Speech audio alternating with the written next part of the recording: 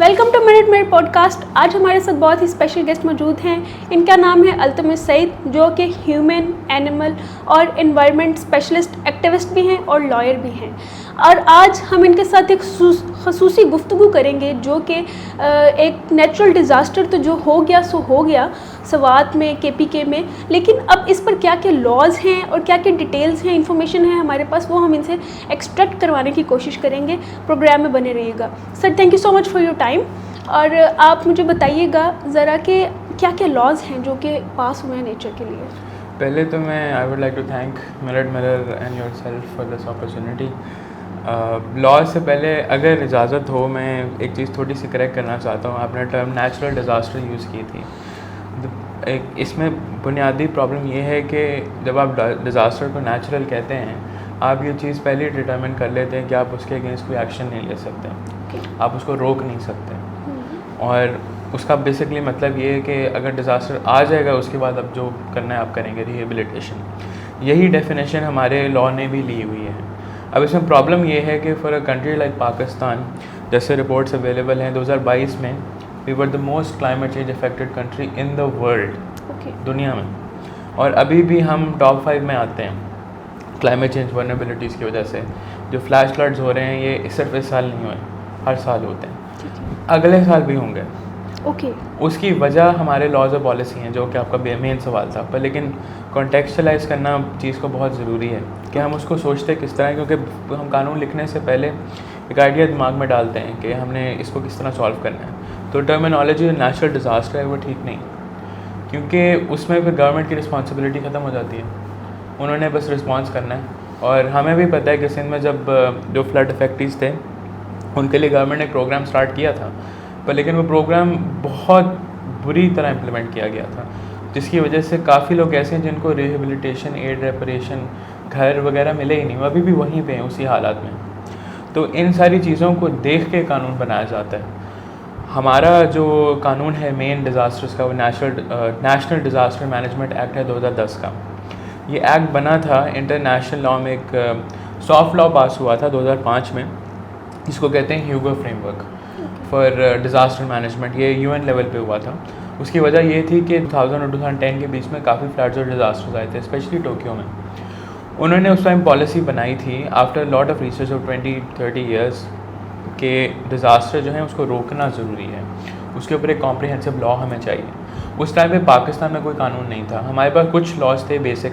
एक हमारा civil service act था, एक हमारा west Pakistan national disaster management ordinance थी 1960s की, 62 है मेरे ख्याल से, और उसी पे हम चल रहे थे। उसके अलावा 2 और कानून थे, मुझे अभी याद नहीं आ रहे। पर लेकिन उसके बाद, उस फ्रेमवर्क के बाद, इंटरनेशनल कम्युनिटी ने सारी दुनिया को कहा कि आप अपने proper comprehensive national disaster management act बनाएं। उसकी बेस पे हमने वो एक्ट बनाया था। उस एक्ट को बनाने के लिए भी हमें फंडिंग मिली थी। तो 2010 में वो एक्ट पास हुआ था, which is called the national disaster management act. अब इसमें एक चीज़ बहुत इंपॉर्टेंट है क्लैरिफाई करना, कि डिज़ास्टर मैनेजमेंट जो है वो प्रोविंशियल सब्जेक्ट है। तो इस स्पेशल एक्ट के लिए हर सूबे ने section 144 of the constitution of Pakistan एक स्पेशल लेटर लिखा था पार्लियामेंट को कि आप इस पर लेजिस्लेट कर लें, क्योंकि प्रोविंसेस फेल्ट के centre, parliament, federal would be a better authority for this. वो चीज़ हुई, फिर कानून पास हुआ। उसके बाद जो कानून पास हुआ है 2010 का, उसमें उन्होंने डिज़ास्टर डिफ़ाइन किए, उन्होंने अपना रिस्पांस फेज़ डिफ़ाइन किया, जिसमें प्रिवेंशन और मिटिगेशन कम्प्लीटली मिसिंग है। उन्होंने डिज़ास्टर्स में जो है रिस्पॉन्सिबिलिटी भी नहीं डाली कि अगर स्टेट की रिस्पॉन्सिबिलिटी है प्रिवेंट करने की, तो उस पर क्या पनिशमेंट्स वगैरह हो सकती हैं, वो उस लॉ में बिल्कुल भी नहीं है। दूसरा, उसके कुछ सेक्शंस हैं जो कि बात करते हैं रिहेबिलिटेशन के बारे में, रिस्पांस के बारे में, और ये हमारा मेन एक्ट है डिज़ास्टर्स के लिए। अब अगर आपने एनवायरनमेंट की बाकी डिफरेंट चीज़ें पिक करनी है, तो उस पर हमारे काफ़ी डिफरेंट किस्म के एक्ट्स हैं, जो कि I would still consider them disaster management, because food systems, आपकी wild life preservation, biodiversity, climate change management, ये सारी डिज़ास्टर प्रिवेंशन में आती है, तो उसका पार्ट है। उसका सेकंड जो main soft law policy international law में एग्जिस्ट करती है, उसको सस्टेनेबिलिटी डेवलपमेंट गोल्स कहते हैं, उसका भी यही मकसद है। उसके अलावा जो है एक और सॉफ्ट लॉ पास हुआ था इंटरनेशनल लॉ में, which is called the Sendai framework for disaster risk management reduction, soft law है, कानून नहीं बना, पर पाकिस्तान ने उसको ज्वाइन किया, पार्टी है उसका। उसके साथ साथ हमारे जो बाकी एक्ट्स हैं सूबा लेवल पे, बिकॉज़ प्रोविंशियल सब्जेक्ट है ये भी सारी चीज़ें, तो हमारा वाइल्ड लाइफ मैनेजमेंट एक्ट्स हैं, 1974 का हमारा पंजाब का एक्ट है, इसी तरह हमारा सिंध का, बलोचिस्तान KPP का अलहदा एक्ट है, हमारे पंजाब के प्रोटेक्टेड एरियाज़ के एक्ट्स हैं जो कि हैबिटेट्स को प्रिजर्व करते हैं। क्योंकि एक चीज़ डिज़ास्टर में हम मिस कर देते हैं कि जब हम एनवायरमेंटल मैनेजमेंट को एक्सक्लूड कर देते हैं, जो कि अभी एक्सक्लूडेड है by the proper national disaster management act, उसका मतलब ये है कि अगली बार जब डिज़ास्टर आएगा उसका इम्पैक्ट डबल होगा। क्योंकि हैबिटेट्स और आपके जो नेचुरल रिस्पॉन्सेज हैं लाइक मैंग्रोव्स और आपके जो बाकी फॉरेस्ट हैं, दे इंश्योर कि डिज़ास्टर और फ्लड्स का इम्पैक्ट कम हो। पर हमारी कुछ anti government like development policies हैं जो कि अफेक्ट करती हैं उसको, तो वो चीज़ कम्प्लीटली मिसिंग है। तो मेनली तो यही है, नेशनल डिज़ास्टर मैनेजमेंट एक्ट है 2010 का, पर उसमें आप बाकी हर चीज़ डाल सकते हैं जो कि आपको लगता है डिज़ास्टर प्रिवेंट कर सकती है। Food system management, climate change, transportation, काफ़ी कुछ। ओके, तो पाकिस्तान में तो वैसे ही सिस्टम के बारे में कहा जाता है, आपको इतने लॉज का पता है तो आपको ज़ाहिर सी बात है अंदर की हर एक बारीकी का भी पता होगा। पाकिस्तान में एक अर्ली वार्निंग सिस्टम होता है कि वो इवैक्यूएट कर सकते हैं या उनको मूव अराउंड कर सकते हैं, कहीं और जाने का कह सकते हैं, या फिर उस एरिया को ही यानी कि डिमोलिश करने का कह सकते हैं कि यहाँ पर सैलाब आने वाले कुछ सालों में हो जाएंगे, तो आप ये अपडेट नहीं किया जाता या ये काम ही सही करता है? कानूनन तो एग्जिस्ट करता है, और जो सेंडाई फ्रेमवर्क है 2015 वाला UN का, वो कहता है स्पेसिफिकली अर्ली वार्निंग सिस्टम्स आपने लेके आने हैं। हमारे कानून में उसकी स्पेस है। हाउएवर एक चीज़ आई शुड वांट टू से कि अर्ली वार्निंग सिस्टम में कंसिडर होनी चाहिए। हमारी काफ़ी ज़्यादा डेवलपमेंट फ्लड प्रोन एरियाज़ में होती है, गवर्नमेंट अलाउ करती है। इसका मतलब ये है कि जब फ्लड आएगा आप किस मुंह से कहेंगे कि आप यहाँ से चले जाएं? हाँ, जब आपने ये अलाउ किया कि फ़्लड प्लेन पे बना लें। अब उसमें रूडा उसकी एग्जांपल है, रावी का जो फ्लड प्लेन है वो चेंज होता रहता है, रिवर्स का एक फ्लड प्लेन नहीं रह सकता। उसी तरह आपका स्वात में जो रिवर है KP में और बुनर्व साइड पर जो सारी डिस्ट्रक्शन हुई है वो उन घरों की है जो बिल्कुल वो वाटर प्लेन के साथ थे, सारी डिस्ट्रक्शन उधर हुई है। तो पहली चीज़ आपका कानून वो चीज़ अलाउ करता, वो नहीं होनी चाहिए क्योंकि उसमें प्रॉफिट्स बहुत ज़्यादा हैं, सबको दरिया के सामने वाली प्रॉपर्टी चाहिए, राइट। तो वो चीज़ पहले ही ब्रोकन है। सेकेंडली जो अर्ली वार्निंग सिस्टम्स हैं उसमें काफ़ी मसले हैं। पहला ये कि लैंग्वेज के इश्यूज़ आते हैं, लोकल लैंग्वेजेस यूज़ हो रही हैं नहीं। उसके अलावा जेंडर का उसमें इशू आता है क्योंकि मोस्टली ये अनाउंसमेंट्स पर मेल होती हैं, तो फीमेल पर्सपेक्टिव से बिकॉज काफ़ी लोगों का एक्सेस नहीं होता है एटलीस्ट फीमेल्स का इन एरियाज़ में, तो उनको वार्निंग कैसे मिलेगी।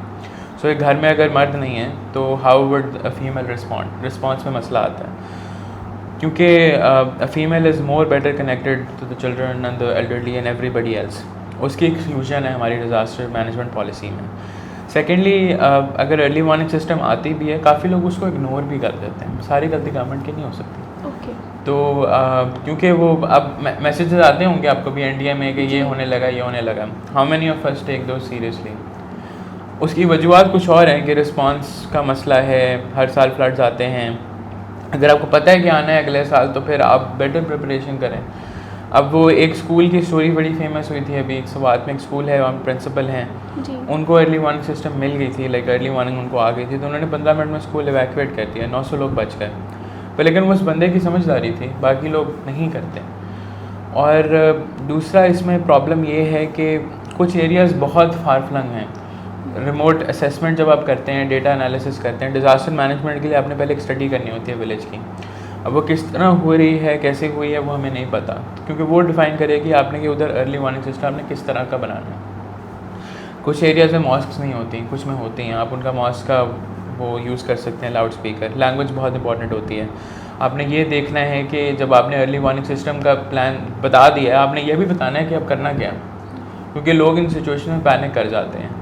अब NDA का मैसेज तो आता है पर लेकिन उसमें ये नहीं लिखा कि आपने अब कहाँ जाना है, तो वो स्टडी विलेज की या जगह की करना बहुत ज़रूरी है पहले, ताकि आप एवैक्यूएशन प्लान भी साथ ही बताएं, क्योंकि फिर लोग उसको सीरियसली नहीं लेते, या तो बहुत लोग पैनिक कर जाते हैं और इस वजह से काफ़ी पीछे रह जाते हैं। अब इसमें जानवरों का तो मैंने बिल्कुल जिक्र नहीं किया, पर लेकिन उनके लिए तो प्रोटेक्शन ही नहीं है, डिज़ास्टर मैनेजमेंट एक्ट में भी नहीं है और कोई इंसेंटिव भी नहीं है लोगों को उनकी जानें बचाने का, तो उनकी डेथ सबसे ज़्यादा होती हैं और मोस्टली अनरिकॉर्डेड होती हैं। ओके, आपने जितने भी एक्ट्स अब तक मुझे गिनवाए, इसमें 2010 के आगे आपने कोई एक्ट मुझे बताया?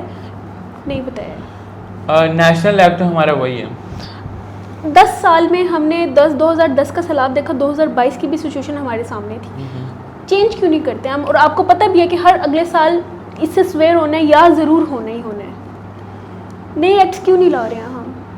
आई थिंक नया एक्ट की जगह हमें जो हमारा ओरिजिनल एक्ट है उसको हम चेंज कर लें, उसको बेहतर कर लें, वो बेहतर अप्रोच है।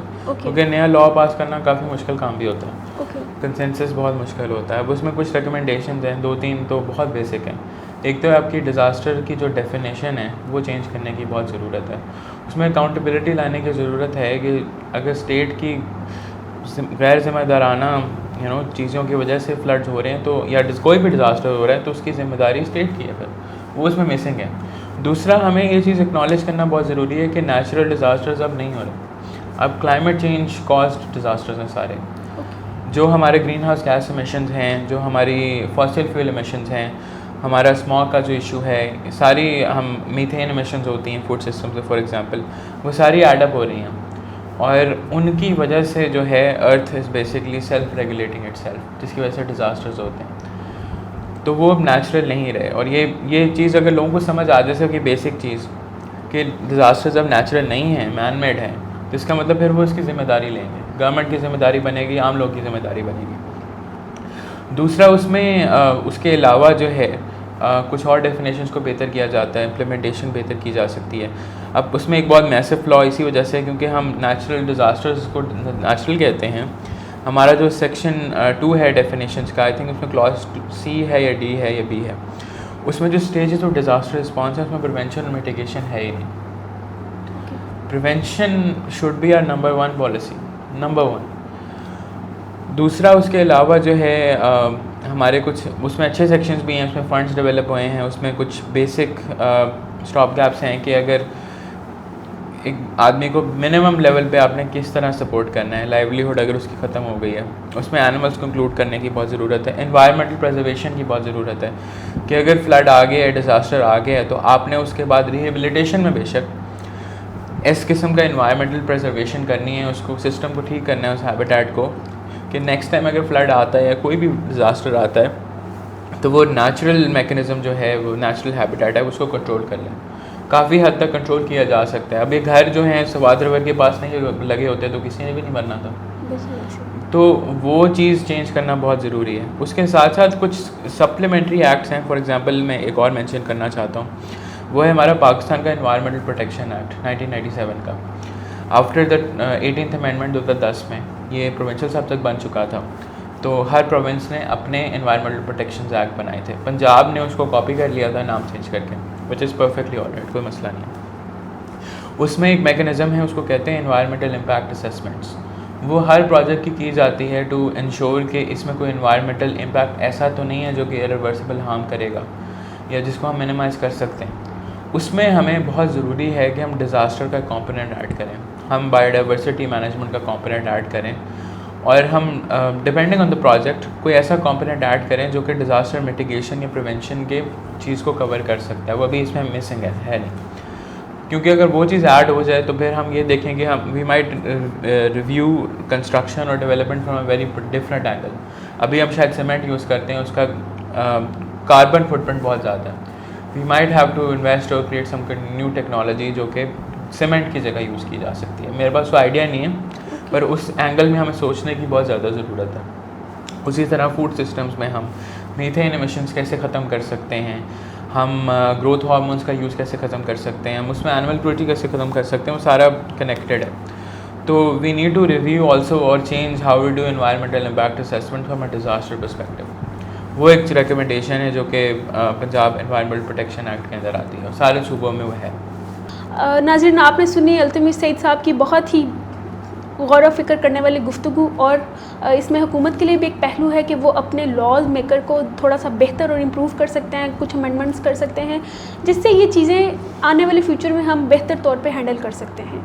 आपको इंशाल्लाह ये प्रोग्राम अच्छा लगेगा, अपना फ़ीडबैक ज़रूर दीजिएगा। आपसे मिलते हैं अगली वीडियो में। खुदा हाफ़िज़।